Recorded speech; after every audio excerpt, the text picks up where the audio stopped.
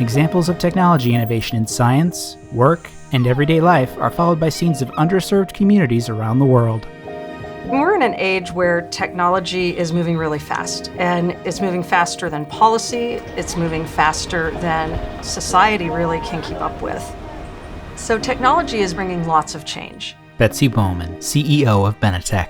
At the same time, it has a great opportunity to leave people behind. At Benetech, we want to make technology work for all people. That's why we develop and implement software solutions that really help people live and thrive. Brad Turner, Vice President and General Manager of Education and Literacy.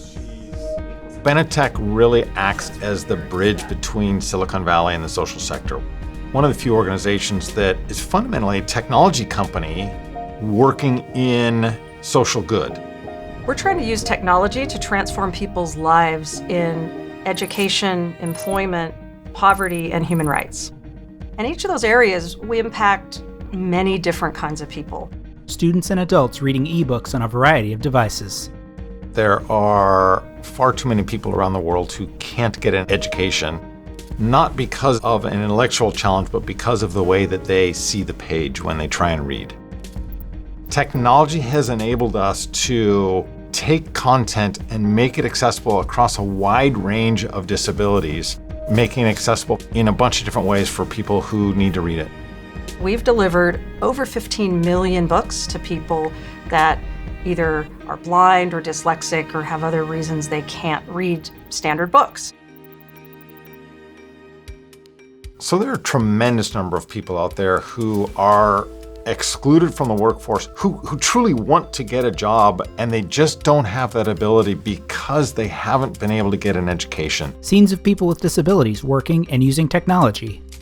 It's staggering to me to get the stories that I get every single day where we've changed somebody's life because they've been able to get a job.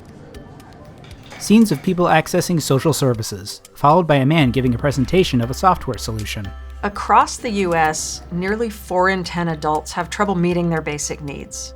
In many cases, the services are there. The issue is the two are not connected. So what Benetech is trying to do in this area is really make the social safety net more visible and more usable. And we're doing that through making sure that the data that's out there about all these services actually reaches the people in need. At the same time, we've been working in human rights where we've enabled human rights defenders to be safe and keep the people safe that they're actually working with. A man gives a presentation about a digital security solution, followed by human rights defenders using software in the field. One of the areas we focus on very heavily is digital security. How do you stay safe in the digital world doing human rights? What that means is we've spent a lot of years helping to train human rights defenders on security, best practices. Our software has been used by human rights defenders in over 50 countries to pursue truth and justice. As technology becomes cheaper around the globe, it allows companies like Benetech to make solutions available in places we never thought possible before. Smiling students and adults.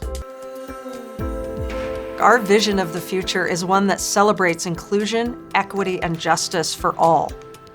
Frankly, that's why I went into technology in the first place, is because I thought you could use technology to make the world a better place. And today, 20 years later, that is what Benetech is still doing. Benetech. Technology serving humanity.